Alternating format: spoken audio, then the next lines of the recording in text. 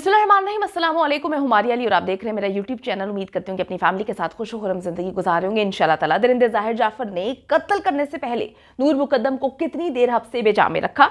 जाकिर जाफर, असमत और मुलाजमीन ने जाहिर जाफर को कत्ल करने से क्यों नहीं रोका? थेरेपी वर्क्स का काम जाहिर जाफर और नूर की लाश को गायब करना और तमाम शवाहिद मिटाना था। सरकारी वकील ने दरिंदों की चीखें निकलवा दी। वीडियो इंपॉर्टेंट है, जितनी भी वीडियोस नूर मुकद्दम कत्ल केस पे बनाई जाती हैं इंपॉर्टेंट है, सारी की सारी देखा करें। कल इंशाल्लाह ताला नूर मुकद्दम कत्ल केस का फैसला आने वाला है और हम सब जानते हैं कि दरिंदे जाहिर जाफर को इंशाल्लाह ताला बाहुक्म अल्लाह जो है वो सजाए मौत ही मिलने वाली है। तो अगर आपको लगता है कि आपको मेरा यूट्यूब चैनल सब्सक्राइब करना चाहिए तो वो भी कर लें, ताकि जितनी वीडियोस आप लोगों के लिए बनाई जाती हैं आपको बर वक्त मिलती रहें, और वीडियोस को ज़्यादा पोस्ट करें ताकि दरिंदों के मुंह पर जनाटेदार एक चपेट रसीद हो। जो साजिशें कर रहे हैं वो हम किसी सूरत पाकिस्तानी किसी सूरत कामयाब नहीं होने देंगे इंशाल्लाह ताला। जी, नूर मुकद्दम कत्ल केस का फैसला महफूज हो चुका है और इंशाल्लाह ताला कल यानी कि 24 फरवरी को सुनाया जाएगा। आखिरी समाअत में मुल्जिमान के वकला की जानिब से जो भी सवालात उठाए गए थे उनका सरकारी वकील हसन अब्बास ने कैसे जवाब दिया, कितना मुंह तोड़ जवाब दिया, और जब उन्होंने जवाब दिया तो उसके बाद दरिंदों की जो वकला थी उनकी तो हालत बेहद ख़राब हो गई, क्योंकि उनको तो लाखों करोड़ों की असामी वो नज़र आ रही थी ना। जाहिर जाफर के वालिदैन उनसे करोड़ों रुपया अब तक मेरे ख्याल में ले चुके होंगे, तो उनको तो डर लगना शुरू हो गया था कि भाई अब क्या होगा, ये क्या कर रहे हैं। तो उन लोगों की हालत जो है काफ़ी ख़राब जो है नज़र आई। तो मैं आपको आज की वीडियो में बताने जा रही हूँ कि कितनी हालत ख़राब थी, कितने पेट ख़राब हुए, कितने दिमाग ख़राब हुए। अच्छा जी, सबसे पहले जो सरकारी वकील हैं जिन्होंने अपने आखिरी दलाइल में सारी चीज़ें वाजे कर दी, उन्होंने जी शुरुआत की है FIR पढ़कर, जिसमें लिखा था कि वक़ुआ हुआ, मुद्दई ने बताया कि वो बकरा लेने गए हुए थे, मगरिब के वक्त आए, नूर घर में नहीं थी, परेशानी हुई, उसको कॉल्स की। फिर इस हवाले से जितनी भी डिटेल्स थी, जो भी सब कुछ हुआ उन्होंने बताया FIR पढ़ के। पुलिस ने जब इतला दी तो उन्हें घर से जो है पुलिस ले गई, जिस जगह पर रुके वहाँ पर जाके मालूम हुआ कि ये तो जाकिर जाफर का घर है, यहाँ पर नूर का कत्ल हुआ है। सर धड़ से मुकम्मल तौर पे अलग था। फिर उन्होंने लिखवाया कि जाहिर जाफर ने मेरी बेटी का कत्ल किया है। हसन अब्बास जो कि सरकारी वकील हैं, उन्होंने पूरी FIR पढ़ी। फिर वो कहते हैं कि जी बाप अगर बेटी की सर कटी लाश देखेगा तो उसकी क्या हालत होगी, हम सब समझ भी नहीं सकते। अल्लाह ताला किसी बाप को ये दिन कभी भी ना दिखाए, आमीन सुम आमीन। जो नूर मुकद्दम के वालिदैन पे गुजर रही है, खुसूसन वालिद साहब पर, जब उन्होंने लाश देखी, यकीन माने जब भी सोचते हैं रोंगटे खड़े हो जाते हैं। डिफेंस ने कहा कि खून में लथपथ नहीं लिखवाया, तो अगर एक बाप ने अपनी बेटी की लाश देखी और वो इतनी खौफनाक हालत में हो तो कोई वो लीगल एक्सपर्ट तो है नहीं, या उस वक्त ऐसी कंडीशन तो होती नहीं है जो वो हर चीज़ इन्हीं के मुताबिक FIR में लिखवाएं। हसन अब्बास सरकारी वकील ने दरिंदों के वकला को जो है पहला जवाब ये दे दिया। दूसरा, उन्होंने जो है ज़िमनी बयानात में सहूलतकारी का बताया। उनके मुताबिक सिर्फ एक सबूत ही काफ़ी है जब जाहिर जाफर को पुलिस ने मौके वारदात से गिरफ्तार कर दिया। अगर DVR में नूर के साथ जाहिर को आता जाता देखा जा सकता है तो फिर इस चीज़ को भी मानना चाहिए कि नूर मुकद्दम पर हमला जो है वो हर लिहाज से जाहिर जाफर ने किया, नूर मुकद्दम को हर लिहाज से कत्ल जाहिर नहीं किया है। उन्होंने कहा कि जब DVR को यहाँ पर चलाया गया, अदालत के अंदर चलाया गया और रेलिवेंट जितने भी सवालात हैं यहाँ पर पूछ लिए गए हैं, तो इस हवाले से कानून के हवाले से उन्होंने कहा कि कानून ये कहता है कि अगर जिरा इस पर ना भी होती तब भी जो एविडेंसेस है उनको मान लिया जाता। हसन अब्बास के मुताबिक DVR सिर्फ CCTV नहीं है बल्कि एक मुकम्मल और इम्पॉर्टेंट एविडेंस है। लाश को जो जाहिर को लाश के साथ गिरफ्तार किया गया। हम सब ये पहले दिन से बात बोल रहे हैं और ये केस को खराब कर रहे हैं। बिल्कुल सही उन्होंने कहा कि जी जाहिर जाफर को लाश के साथ गिरफ्तार किया गया है। आला कत्ल भी उसी वक्त जो है वहीं से बरामद किया गया, उसके पास था, वहीं से रिकवर किया गया है। एक शख्स लाश और आला कत्ल के साथ गिरफ्तार हुआ, उसके जिस्म पर और कपड़ों पर जो है खून है। फिर कौन सा जो है वो कहते हैं शक रह जाता है कि कत्ल जाहिर ने नहीं किया है। फिर वो बात करते हैं पोस्टमार्टम के हवाले से। इन्होंने पोस्टमार्टम में भी काफ़ी फजूल बकवास की थी। यकीन माने मैं कहती हूँ कि इतना सिंपल केस था जितना लटकाया है दरिंदों के वकला ने, शर्म का मकाम है कि इन्होंने केस को कितना ख़राब करने की कोशिश की है। फिर बात करते हैं जी वो लोग पोस्टमार्टम के हवाले से कि डॉक्टर शाजिया जिन्होंने पोस्टमार्टम किया था, दरिंदों के वकला ने उन पर एतराज़ किया कि उन्होंने साइन नहीं किए। तो हसन अब्बास ने कहा कि वो सीनियर डॉक्टर थी और वो सुपरवाइज कर रही थी उन्होंने इसलिए साइन नहीं किए।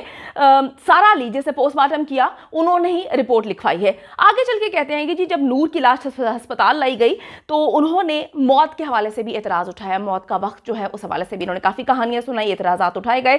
फिर इंजरी पर सवाल किए गए। उन्होंने कहा कि जी जो है सर धड़ से अलग होने की वजह से नूर मुकद्दम जो है उसकी डेथ हुई थी। जाहिर है जी इंजरी पहले ही हो गई होगी।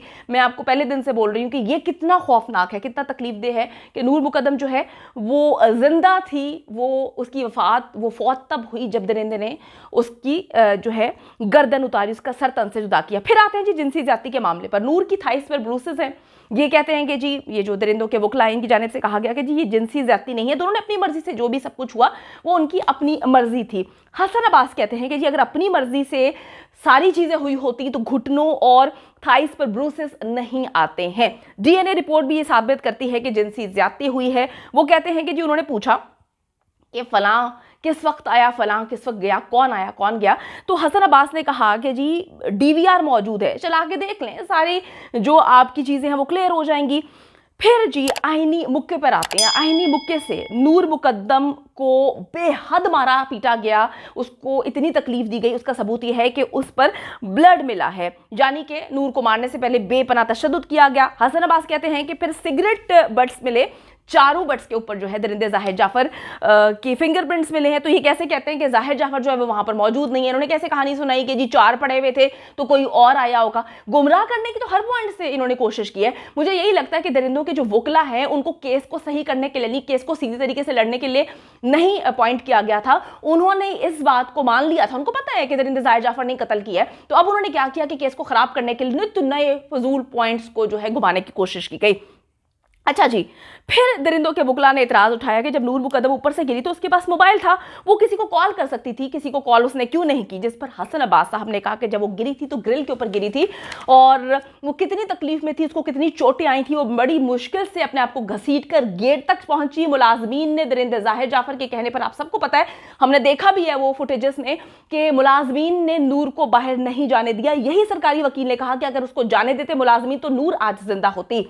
फिर जी 4 से 5 लोगों की मौजूदगी पर इन्होंने सवाल उठाया था। तो अब ये जनाब पाकिस्तान का बच्चा जानता है, पाकिस्तान का बच्चा इस केस को फॉलो करा, उसको भी पता है कि जी जो 4 से 5 लोग थे वो थेरेपी वर्क्स के लोग थे। उन्होंने फिर कहा कि जी 7:04 पर जाकिर जाफर की तरफ से जाहिर जाफर को जो है वो कॉल की गई, फिर 7:07 पर कॉल की गई। फिर आपस में लोग, जितने भी लोग हैं थेरेपी वर्क्स की टीम, मुलाजमीन, जाहिर जाफर, जाकिर जाफर, असबत, ये मुसलसल कॉल्स में राब्तों में रहे। 7:29 पर वो अहम तरीन वक्त है जब दरिंदा जाहिर जाफर नूर मुकद्दम को कत्ल कर चुका था, उसने अपने बाप को कॉल की है और ये वही कॉल है जिसमें जाहिर जाफर ने अपने बाप जाकिर जाफर को बताया कि उसने नूर मुकद्दम को कत्ल कर दिया है। फिर जी थेरेपी वर्क्स की मुताबिक छोटी छोटी कॉल्स जो हैं इन्होंने उसके हवाले से बताया कि इनका कॉल रिकॉर्ड मौजूद है कि ये सारे आपस में एक दूसरे को कॉल्स कर रहे हैं। तो किस मकसद के लिए कॉल्स की गई हैं आपको भी पता है, मुझे भी पता है। फिर ये कहानी सुनाते हैं कि हमें कुछ भी नहीं मालूम, तो इनको चाहिए कि अपना दिमागी तवाजुन ठीक करवाएं।